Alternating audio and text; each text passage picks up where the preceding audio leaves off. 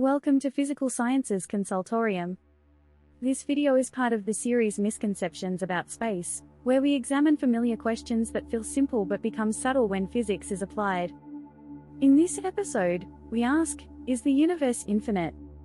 This question feels natural. When we imagine space, it either seems like it must go on forever, or it must end somewhere.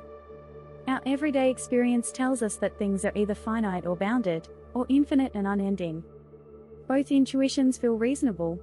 Both are incomplete. One reason this question is confusing is that we tend to imagine the universe as a very large object, like a room, a container, or a box.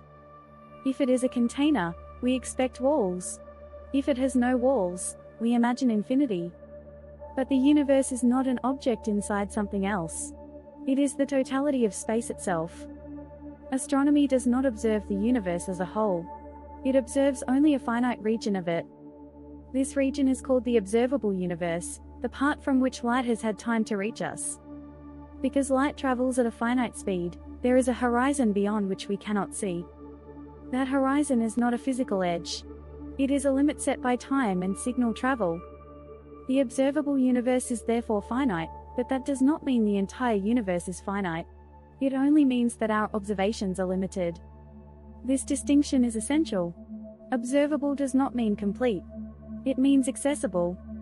Beyond the observable universe may lie more space, more structure, or more of the same. Or it may not. Current observations cannot directly decide this. To address this question, cosmology relies on models.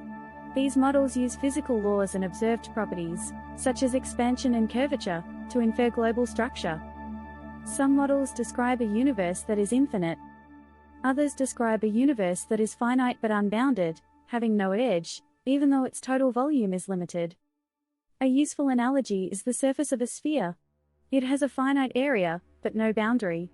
One can travel indefinitely without encountering an edge. Importantly, this analogy describes geometry, not shape. The universe is not a sphere sitting in higher dimensional space. The analogy only helps us understand how something can be finite without having an edge. Observations today suggest that the universe is very close to geometrically flat. This means that, within measurement limits, space behaves like ordinary geometry on large scales. But very close to flat does not automatically mean infinite. It means that if the universe is finite, it must be extremely large compared to what we can observe. This is where misconceptions often arise. People assume that because we cannot see an edge, none exists. But absence of evidence is not evidence of infinity. Science is careful here. It distinguishes what is measured from what is inferred, and what is inferred from what remains unknown. So, is the universe infinite? The honest scientific answer is, we do not yet know. Infinity is not something we can observe directly. It is a conclusion that may follow from certain models, but those models are always tested against finite data. This uncertainty is not a weakness. It is a reflection of scientific restraint. Science does not claim certainty where evidence does not reach. What matters more than the final answer is how clearly the question is framed. Asking whether the universe is infinite is meaningful only when we separate observation from extrapolation. The universe may be infinite, or it may be finite without edges. Both possibilities remain consistent with current evidence.